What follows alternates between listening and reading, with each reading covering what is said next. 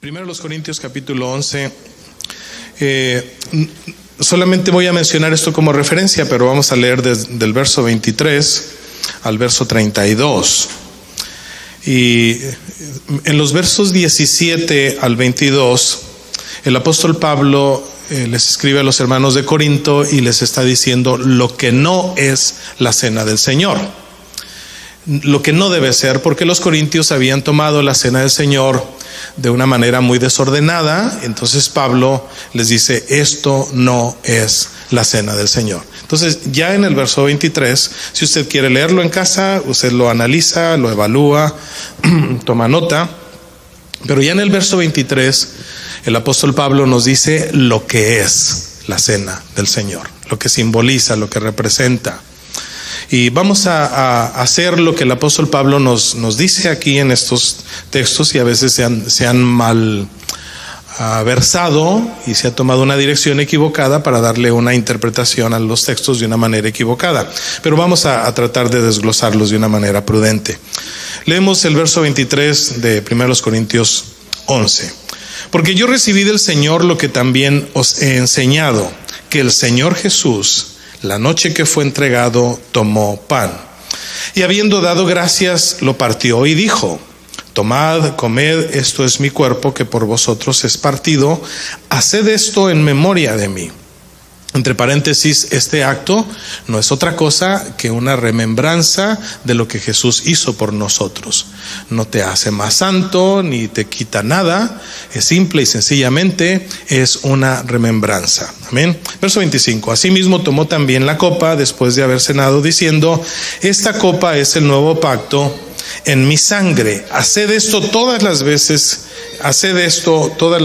que la bebáis en memoria de mí.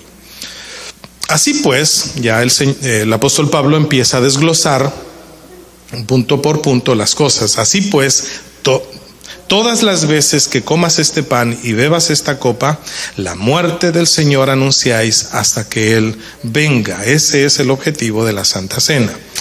De manera que cualquiera que comiere este pan o bebiere esta copa indignamente, vamos a hacer un pequeño análisis de esta palabra indignamente, porque algunos se asustan con esta palabra, participar de la cena indignamente. Entonces Pablo dice que si alguien come el pan y bebe la copa del Señor indignamente, ¿será qué, hermanos? Será culpado del cuerpo y de la sangre del Señor. Por cierto, vamos a analizar, nuestro tema es el cuerpo y la sangre del Señor. Vamos a interpretar, vamos a indagar, ¿verdad? Lo que significa el cuerpo y la sangre del Señor. Dice el verso 28, por tanto, pruébese cada uno a sí mismo y coma así del pan y beba de la copa, porque el que come y bebe indignamente, nuevamente menciona esa palabra indignamente, y lo que dice, sin discernir. Hoy vamos a discernir el cuerpo y la sangre de Cristo, el cuerpo y la sangre del Señor. Si alguna persona come y bebe sin discernir, ¿qué dice, hermanos? Juicio, come y bebe para sí. Y luego dice que si alguien come indignamente la copa y come el pan indignamente y bebe la copa indignamente, juicio acarrea, y además hay un efecto. Ese efecto es, hay muchos enfermos, debilitados entre vosotros, pero muchos duermen. Verso 31 y 32 son importantes que nosotros los analicemos muy bien, y para que entienda usted qué significa comer indignamente la copa del Señor. Si pues nos examinamos a nosotros mismos, no seríamos juzgados. O sea, si comes la cena del Señor y previamente tú te juzgas a ti mismo en tu postura, en tu relación con Dios, tú no vas a ser juzgados. Pero supongamos que no hiciste esto. Yo voy a comer el pan y voy a beber la copa, a ver qué se siente, a ver cómo está el asunto. Voy a analizar la situación. Si lo haces de esa manera, sin, como dice el apóstol Pablo, discernir el cuerpo de Cristo y la sangre de Cristo, si lo haces de esa manera, entonces este juicio se viene para ti, pero es un juicio que no es para condenarte, es para salvarte. ¿Qué te parece?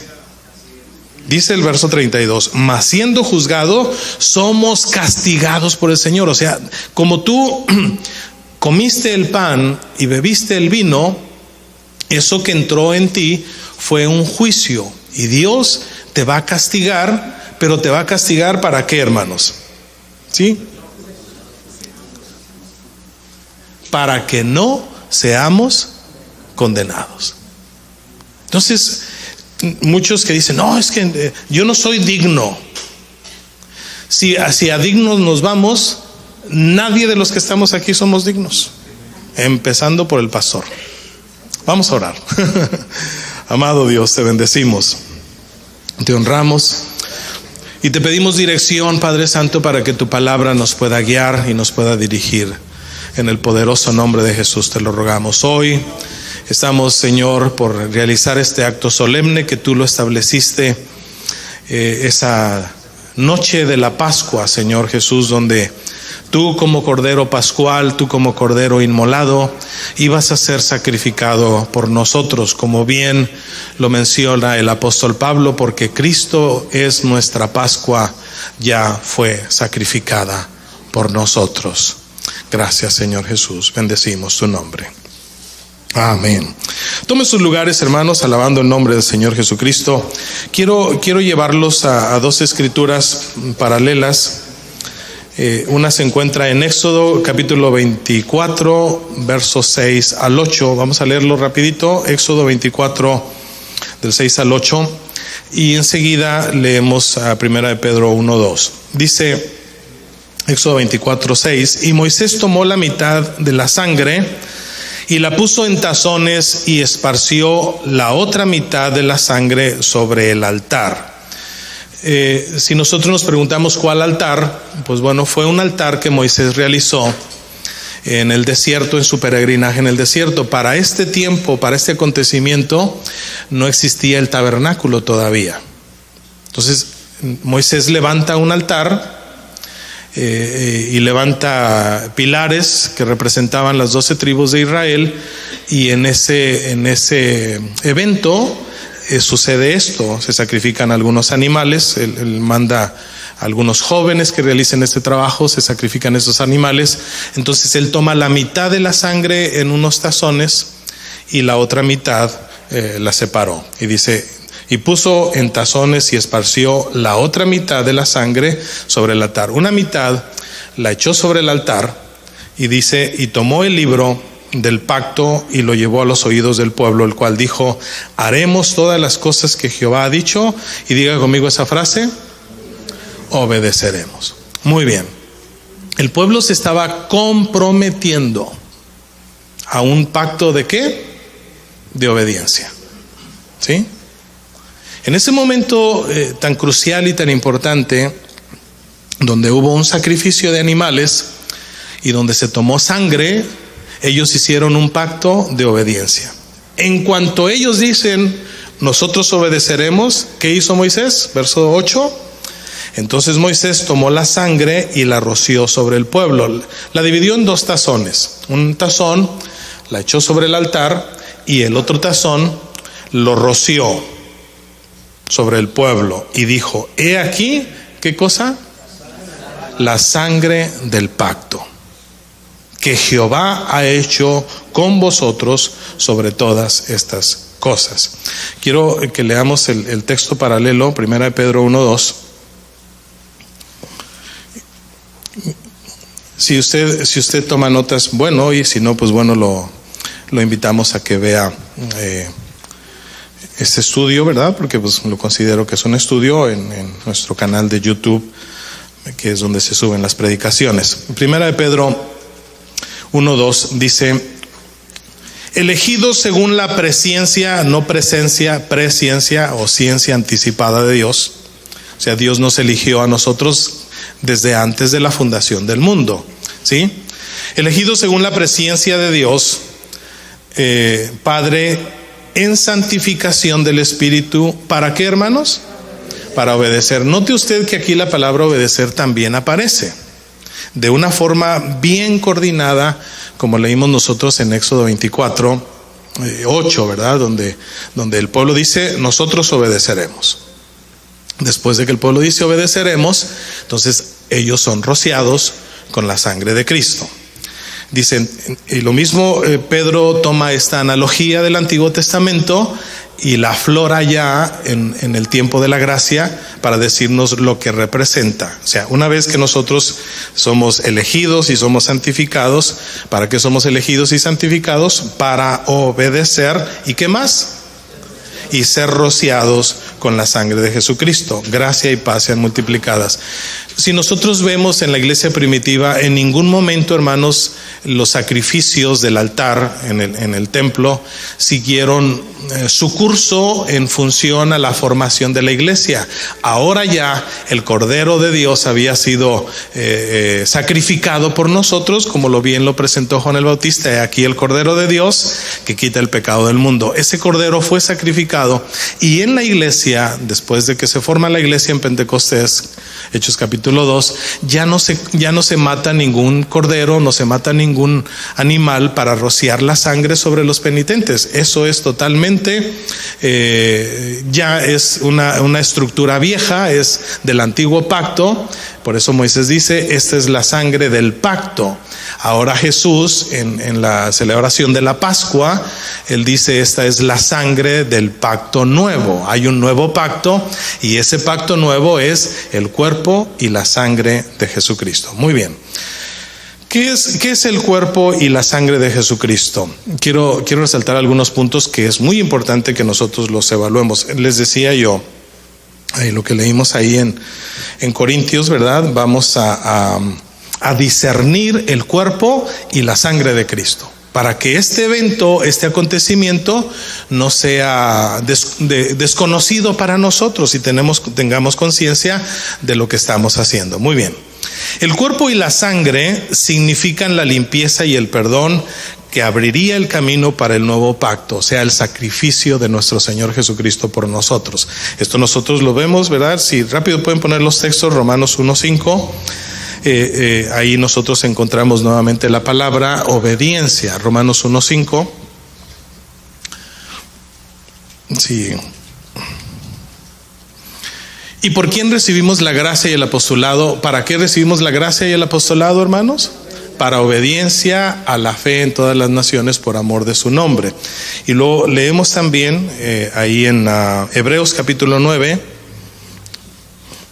Hebreos capítulo 9. Vamos a leer del verso 9. Son textos que posiblemente usted ya los ha leído, ¿verdad? Muy comunes, gloria a Dios. Dice el verso 9, por lo cual es símbolo para el tiempo presente. O sea, todo lo que sucedió en el Antiguo Testamento es lo que está diciendo Pablo a los hebreos. Lo que hizo Moisés en aquella ocasión es un símbolo. ¿Para qué es un símbolo?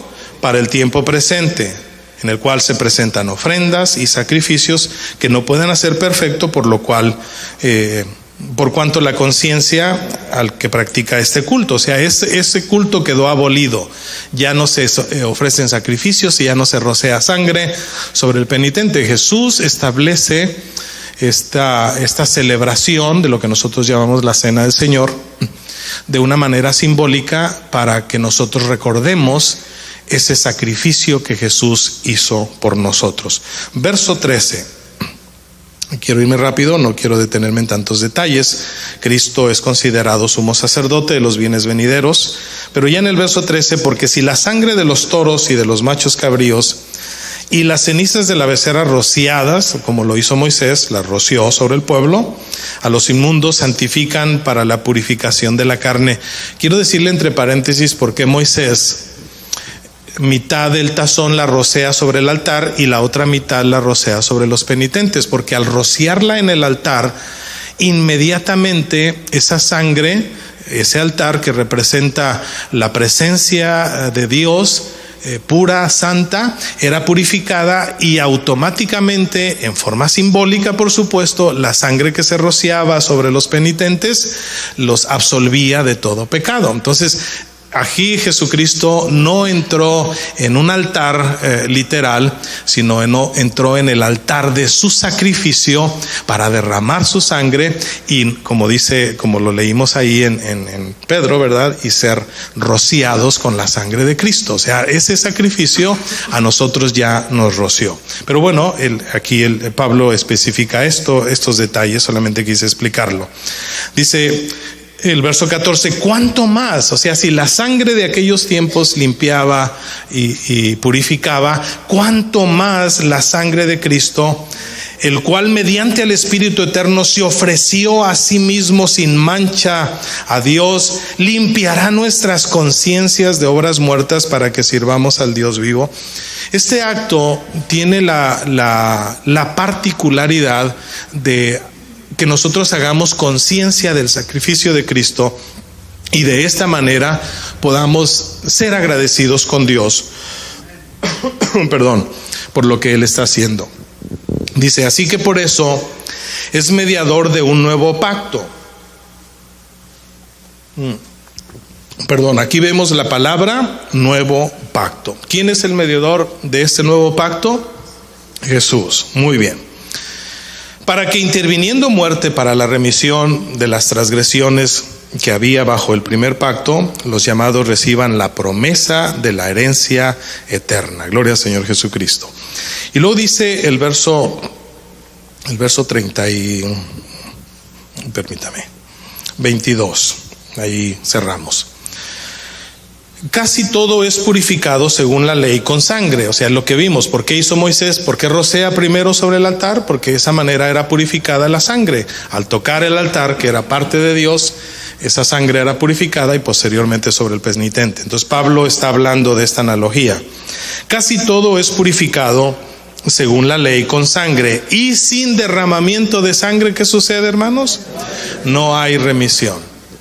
Nosotros, repito el primer punto, el cuerpo y la sangre de Jesucristo significan la limpieza y el perdón que habría de venir, ¿verdad? Que abriría el camino para que nuestros pecados fueran abolidos por su sacrificio. Es lo que está diciendo en Romanos 1:5 y Hebreos 9, que es donde estamos leyendo. Porque donde sin derramamiento de sangre no puede haber remisión de pecados. Y gracias a Dios por ese sacrificio que Él hizo por nosotros. Gloria al Señor Jesucristo. El cuerpo y la sangre, estamos tratando de discernir el cuerpo y la sangre de Cristo, ¿verdad? Eso es lo que el Pablo nos recomienda. Si alguien come el pan y bebe el vino sin discernir. Entonces, ¿qué es discernir? Es ver la diferencia entre una cosa y otra, ¿verdad? Entonces, ¿ustedes pueden discernir la diferencia entre pan y las uvas? Sí, ¿verdad? ¿Por qué? Pues porque es muy fácil saber lo que es pan y lo que son uvas. Si usted le dice a un niño que no sabe nada de pan ni de uvas, pues no va a poder discernir la diferencia entre el pan y las uvas. Eso es lo que significa discernir, la palabra. Saber cuál es la diferencia entre una cosa y otra. Entonces, discernir el cuerpo y la sangre de Cristo significan darle el valor que ellas tienen, la reverencia que ella tiene, lo que representa en nuestras vidas. Eso es, ¿verdad? Entonces, el cuerpo y la sangre de Cristo se hizo, hermanos, efectiva cuando Cristo derramó su sangre en la cruz y estableció un nuevo pacto. Es lo que leímos también aquí en Hebreos. Estableció un nuevo pacto. Su sacrificio en la cruz limpia a los creyentes de todo pecado. Ese sacrificio que nuestro Señor Jesucristo hizo en la cruz nos ha limpiado de todo pecado. Lo cantamos, ya no soy esclavo del temor. Ahora Cristo, ese sacrificio nos ha librado de esa vida que vivíamos bajo temor. Ay, pequé, ¿qué hice? ¿Qué esto y qué el otro? No, tenemos un abogado, tenemos un sumo sacerdote que derramó su sangre para que nuestros pecados sean perdonados. Gloria al Señor Jesucristo.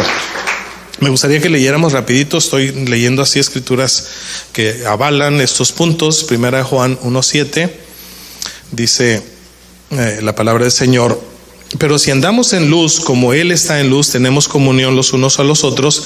Y lo que dice: la sangre de Jesucristo, su Hijo, nos limpia de todo pecado. Gloria al Señor Jesucristo. ¿Cuántos se gozan por eso? Qué bueno es Dios, aleluya. Dice el capítulo 2, un poquito más adelante, el verso 2 dice: y Él es la propiciación por nuestros pecados, y no solamente por los nuestros, sino también por los de todo el mundo. Gloria a Dios. Mi pastor decía, Señor, yo lo escuchaba a veces orar y era curiosa su oración. Le decía: Señor, con una gotita de tu sangre hubiera bastado para limpiar todos mis pecados, pero gracias porque derramaste toda tu sangre. Gloria al Señor Jesucristo. La mezcla de sangre y agua cuando el soldado le atraviesa el costado al Señor es una muestra de que en ese cuerpo no quedó una sola gota de sangre. Él la derramó toda por nosotros. Gloria al Señor Jesucristo. Bendito sea el Señor. Si andamos en luz y le obedecemos a Él, tenemos comunión. A este evento también se le llama comunión. Es recordar el evento. Tenemos comunión, tener armonía, tener paz los unos con los otros. Eso es la koinonía, comunión. Gloria al Señor. Si tenemos comunión los unos por los otros, es evidente que la sangre de Jesucristo nos ha limpiado de todo pecado. Muy bien. Punto número 3, el cuerpo y la sangre de Cristo representan la obediencia y la sangre juntas. No, el cuerpo representa la obediencia y la sangre representa el sacrificio. Por ejemplo, nosotros vemos en Filipenses 2:8, dice que Él, estando en la condición de hombre, se humilló, ¿sí? Haciéndose obediente. Es importante que nosotros analicemos este punto de Filipenses 2:8, que dice que Él, estando en la condición de hombre, se humilló haciéndose obediente. ¿La obediencia es algo que se trae nato en el ser humano? No, al contrario, a los niños nosotros les tenemos que enseñar qué significa o cómo deben de ser obedientes. Porque la naturaleza de la desobediencia está en ellos. Y Jesucristo no fue la excepción. Él aprendió la obediencia. Y estando en la condición de hombre, fue obediente hasta la muerte y muerte de cruz. Y ese sacrificio le dio Él acceso, ¿verdad?, a sentarse en el trono y ser nuestro único mediador entre Dios y los hombres. Gloria al Señor. Entonces, el cuerpo y la sangre siempre van juntas. Ya lo leímos ahí en 1 Pedro 1:2, ¿verdad? Es donde nosotros leímos. Ahí estoy en segunda. 1 Pedro 1:2 dice: elegidos según la presciencia de Dios mediante la santificación para obedecer, ¿sí?, y ser rociados. Son estos dos elementos: obedecer y ser rociados. Jesús en su cuerpo, ¿qué hizo en su cuerpo? Fue obediente. Y posteriormente su sacrificio fue a favor de nosotros. Muy bien. Punto número 3, la sangre y la obediencia siempre van juntos. Sangre sin obediencia no funciona, y obediencia sin sangre no funciona tampoco. Puedes tener muchos principios, muchos valores, puedes ser una persona moral, tener una buena familia, ser obediente a tu patrón, ser obediente a lo que sea, pero si no eres obediente al pacto, al nuevo pacto, si no hay derramamiento de sangre, tu vida simple y sencillamente no está conectada con el proyecto de Dios. Muy bien, los creyentes aquí en esta escritura de 1 Pedro, entramos en un proceso. Y yo lo veo muy claro y muy definido aquí. Me estaba gozando y quiero compartirlo con ustedes. Y veo la secuencia de lo que es gradualmente un cristiano formándose hasta llegar a llegar al proyecto que Dios quiere que realicemos. Número 1, vemos ahí en el capítulo 2, somos ¿qué? Elegidos. 1 Pedro 1:2, somos elegidos. El Señor nos eligió. Esta elección no es una elección particular para cada uno, sino que Él nos eligió. A todo el mundo lo vio con ojos de futuro para ofrecerse en sacrificio por todo el mundo, no solamente por nuestros pecados, sino por los de todo el mundo. De tal manera amó Dios ¿a quién, hermanos? ¿A los mexicanos? ¿A los salvadoreños? ¿A los nicaragüenses? ¿A los canadienses? ¿A los estadounidenses? De tal manera amó Dios al mundo, que dio a su Hijo unigénito para que todo aquel que en Él cree no se pierda, mas tenga vida eterna. Eso se llama elección. Nos eligió y después de elegirnos nos santificó.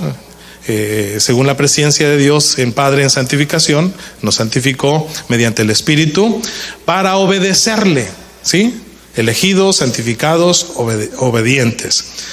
Y número 4 en esta secuencia, ser rociados. Y ahí en el capítulo 3, dice, bendito sea Dios, verso 3, perdón. Bendito el Dios y Padre de nuestro Señor Jesucristo, que según su grande misericordia nos hizo renacer. Fue lo que el Señor Jesucristo le dijo a Nicodemo, el que fue a buscarlo de noche, y le dijo: Nicodemo, te es necesario nacer de nuevo. Entonces, en este proceso de discernir el cuerpo y la sangre de Cristo, la obediencia y la sangre van juntas, y una vez que nosotros concertamos o nos metemos al pacto que Dios hizo a favor de nosotros, somos elegidos, somos santificados, somos obedientes, somos rociados, somos renacidos. ¿Y para qué es todo este rollo? ¿Para qué soy elegido, santificado, obediente, rociado? ¿Para qué tengo que nacer? Pues para tener el privilegio de la resurrección.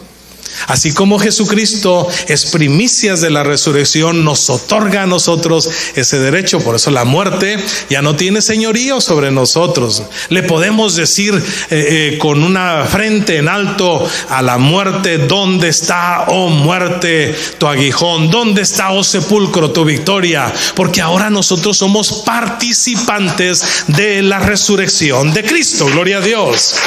Renacidos para una esperanza viva por la resurrección. Esa esperanza viva que nosotros tenemos, ya sea que muramos, ya sea que vivamos, del Señor somos, porque tenemos esta esperanza viva de la resurrección. Si no hay resurrección de los muertos, hermanos, estamos perdiendo nuestro tiempo aquí. Dijo el apóstol Pablo: es vana nuestra fe, estamos muertos en delitos y pecados. No hay nada, no hay cristianismo si no hay resurrección. Es una esperanza viva, gloria a Dios. Sea que vivamos, sea que muramos, somos del Señor a través de esta esperanza viva de la resurrección, gloria a Dios. Bueno, ¿y para qué soy elegido, santificado, obediente, rociado, renacido, resucitado? ¿Para qué es todo esto? Verso 4, ¿para qué, hermanos? Para una herencia. ¿Cuál es esa herencia? Estar allá en los cielos. Voy a preparar lugar para vosotros, para que donde yo esté, vosotros también estéis. Y yo quiero esa herencia, está preparada, ya el Señor la tiene lista para mí, gloria a Dios. Entonces, todo este proceso, hermanos, todos estos beneficios, mejor dicho, todo este paquete de bendiciones que nosotros vemos aquí, están conectados con este tan sencillo acto que vamos a tener nosotros en unos minutos más. Eso se llama discernir el cuerpo y la sangre de Cristo. Si no entiendes, si no sabes, si no conoces todo esto, pues bueno, lo puedes comer, si eres bautizado, lo puedes comer, lo puedes beber, pero viene un juicio, pero no es un juicio de condenación, es un juicio de salvación. Dicho en otras maneras, si andas chueco te enderezas. Así de sencillo, porque los que son de Él, dijo el Señor, nadie los arrebata de mi mano. Gloria al Señor. ¿Cuántos se gozan por esto? Gloria a Jesucristo. Hay algo interesante que ocurre antes de este evento que es un simbolismo. Lo que hizo Moisés aquí en Éxodo, que es la murmuración. ¿Saben qué es la murmuración, hermanos? Andar cuchicheando a espaldas del hermano. Murmurar es hablar en voz baja. Oye, hermano, ¿te fijaste?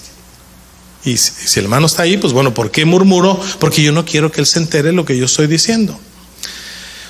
¿Quiénes fueron los murmuradores number one en el desierto? Pues el pueblo de Israel, ¿verdad? Éxodo 15:24, el pueblo murmuró contra Moisés: ¿qué hemos de beber?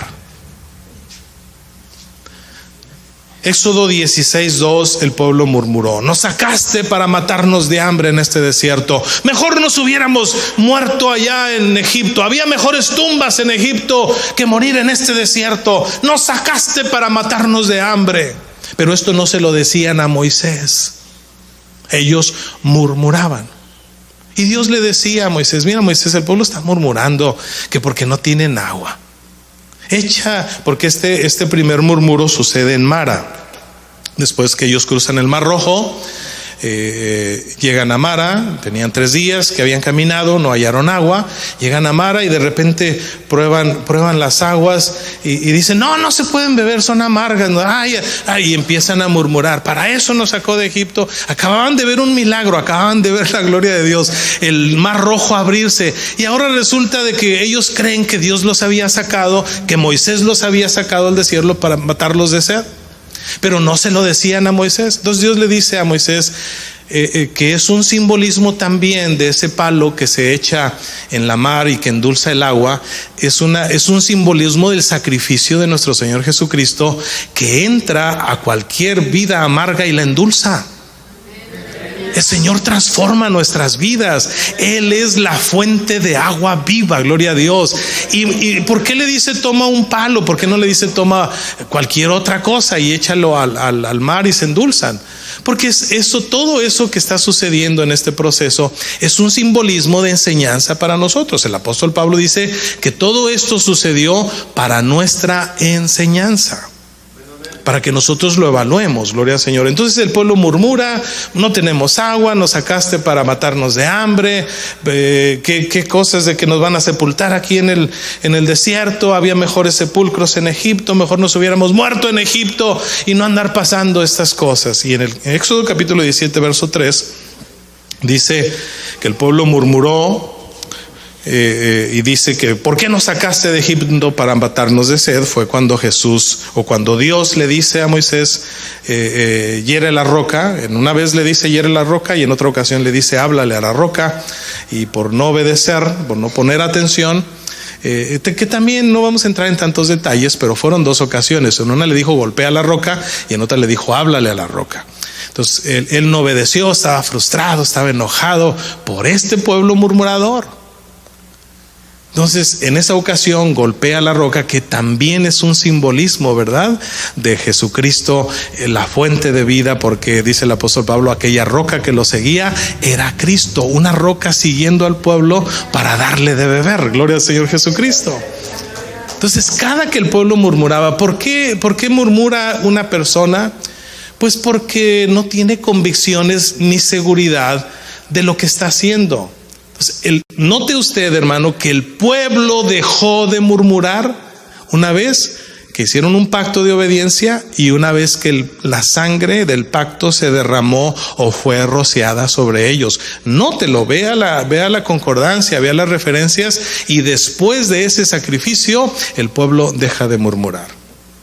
Tú o yo, ¿verdad?, nos podemos pasar toda la vida, cuando no hay obediencia, cuando no hay pacto de sangre, cuando no está el sacrificio de Cristo en nuestras vidas, nos podemos pasar toda la vida murmurando.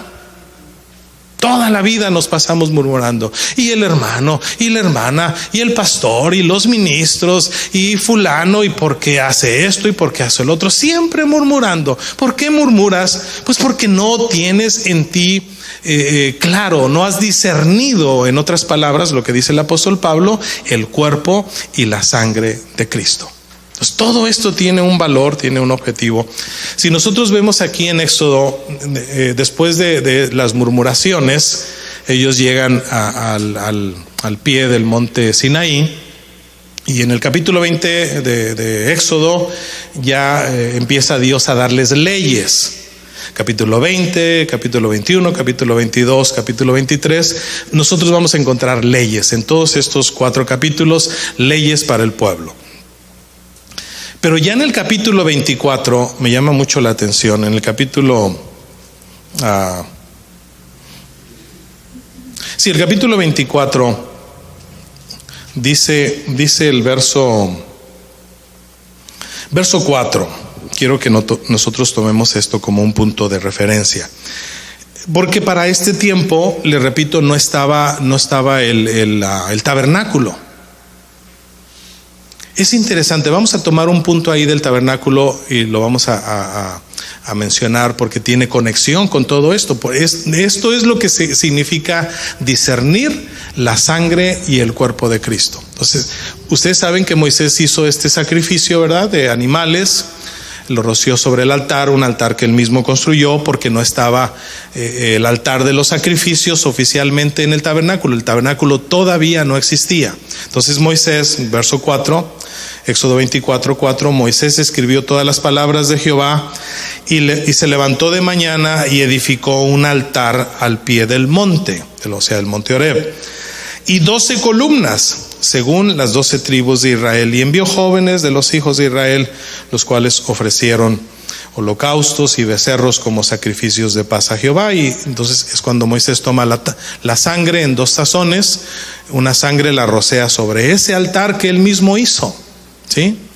Entonces notemos que el altar él lo edificó. ¿Por qué por qué esto está aquí, hermanos? Porque es muy importante que nosotros entendamos que cuando Dios le dice a Salomón, constrúyeme un templo, que es el primer templo que se construye, Salomón visualiza la grandeza de Dios. Pues de las cosas admirables de Salomón, dice: Señor, he aquí que la tierra es el estrado de tus pies. He aquí que los cielos de los cielos no te pueden contener. ¿Qué casa te voy a hacer donde tú vivas? Bueno, si para Salomón era incomprensible esa idea, es más incomprensible para nosotros de que nosotros seamos el templo de Dios. Y ojo a esto, el templo de Dios nosotros lo construimos o lo destruimos. Porque Pablo es la analogía que él toma en el Nuevo Testamento y dice: ¿no sabéis que sois vosotros el templo del Espíritu Santo? Yo no puedo hacer el templo de Dios miembro de una ramera.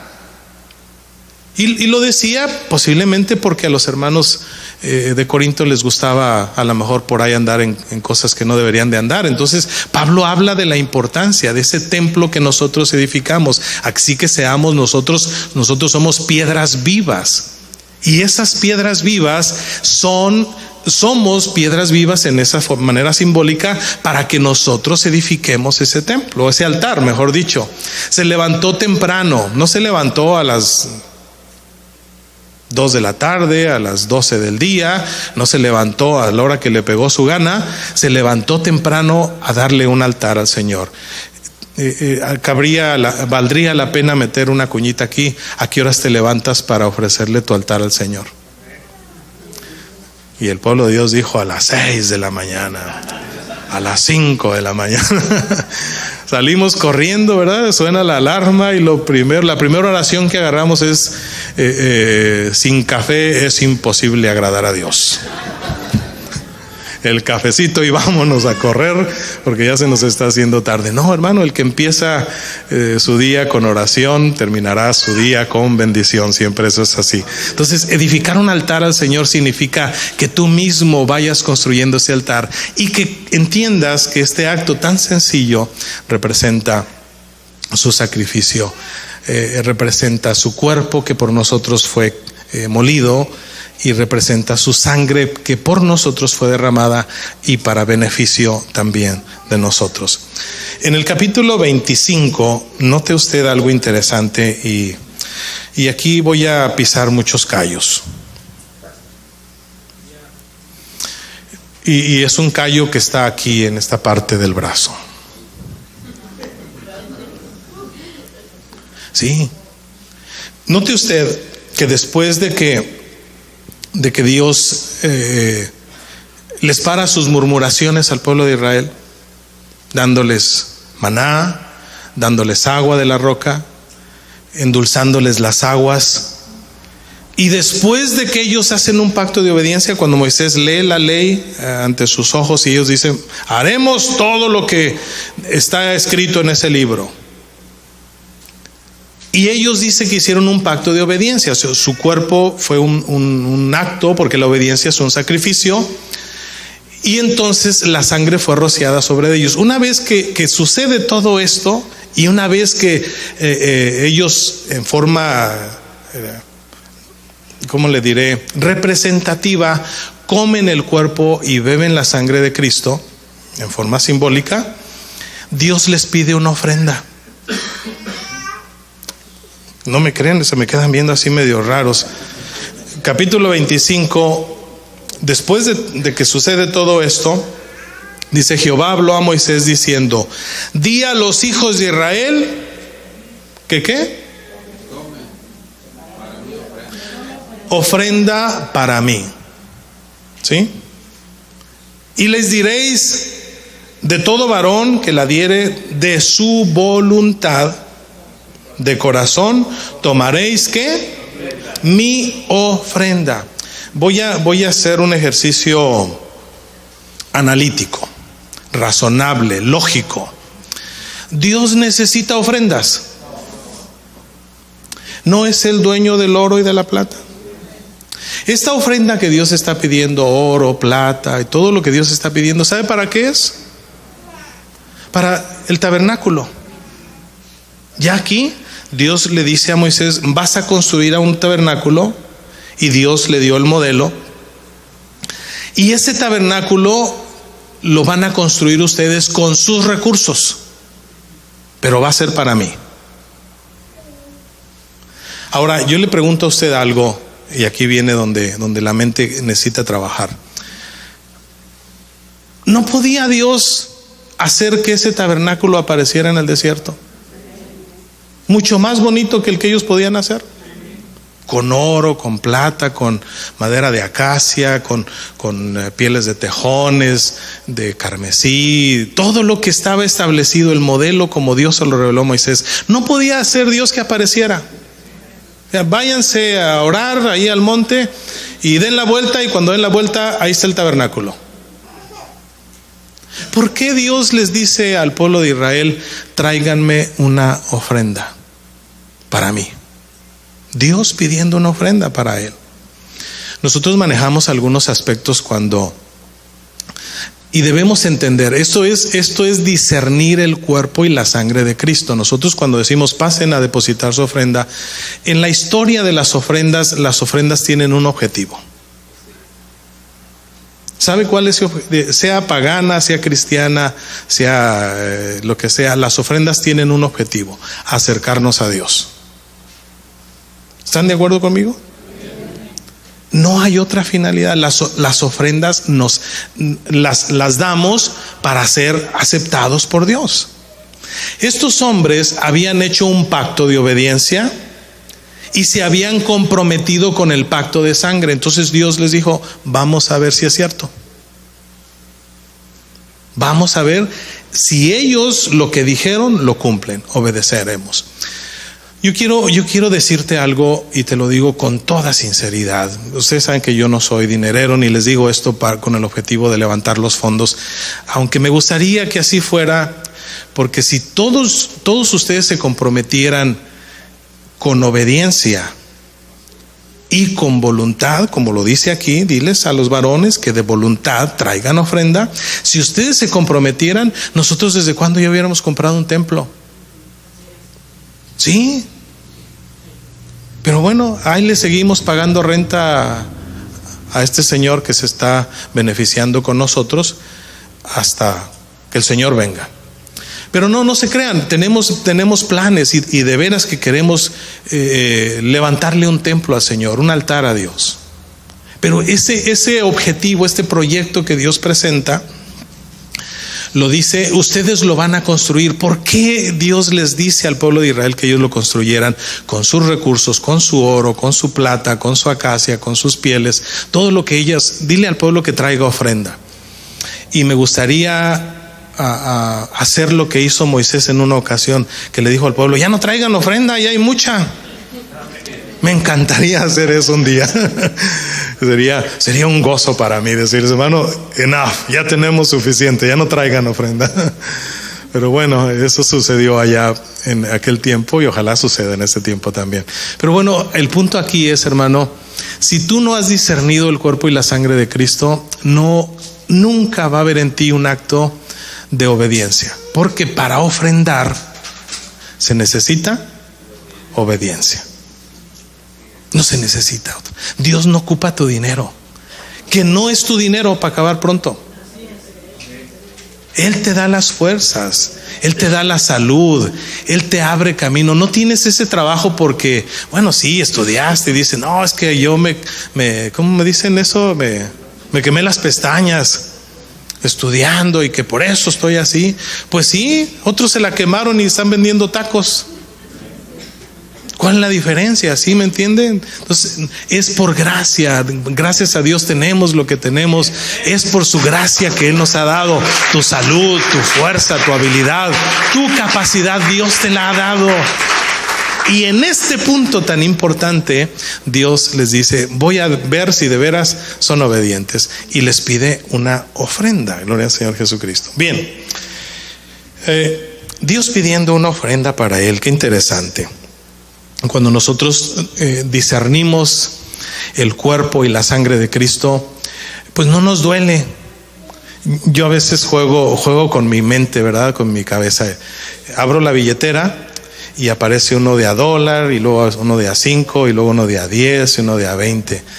Y la tendencia a irnos por el Washington de volada. Entonces yo mismo me digo, para que se te quite y para que te duela, uno de $20. Así me castigo yo. Así castigo mi conciencia. ¿Sabe qué, hermano? Dios ha sido bueno con nosotros. Dios ha sido fiel. No recuerdo, no estoy aquí para plantearle cosas que no debo hacer. Ya recuerdo, lo voy a mencionar porque es algo interesante que debemos mencionarlo. El día que tuvimos la reunión de pastores, el hermano Ángel nos platicó un acontecimiento muy, muy triste que había pasado en su vida. Chocó, su carro se desbarató, casi pierden la vida. Les quitaron la iglesia donde estaban, el lugar de que estaban rentando se los quitaron, la ciudad, la dueña, y lucharon para sacarlos de ahí. Se metieron a su casa y le robaron un dinero que su hija tenía ya listo para casarse, proyectos y planes. Todo se les vino abajo. Y dice, hermanos, cuando vayan a visitarme no me vayan a criticar, hablando de murmurar, ¿verdad? Pero estamos ya bien poquitos, la congregación se me fue ya que vieron que todo esto había pasado. Y a mí me conmovió mucho esto. Y yo traía $100 que alguien me los había regalado en mi cumpleaños.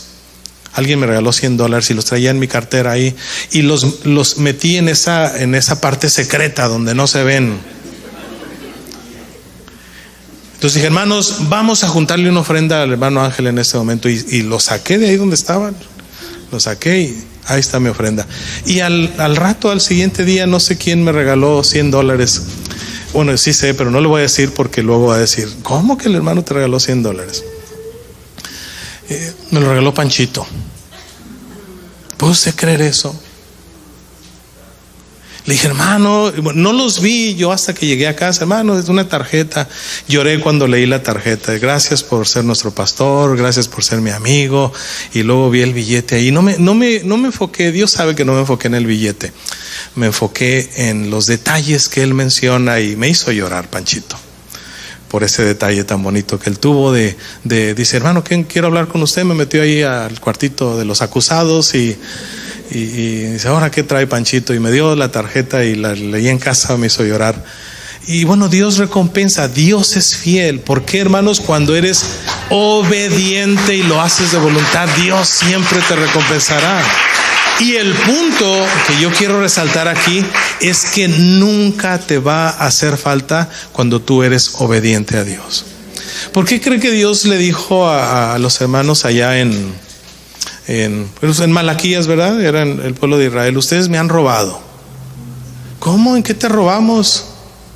¿En los diezmos y las ofrendas? Pues que no tienes mucho, Señor, que no eres tú el dueño del oro y de la plata.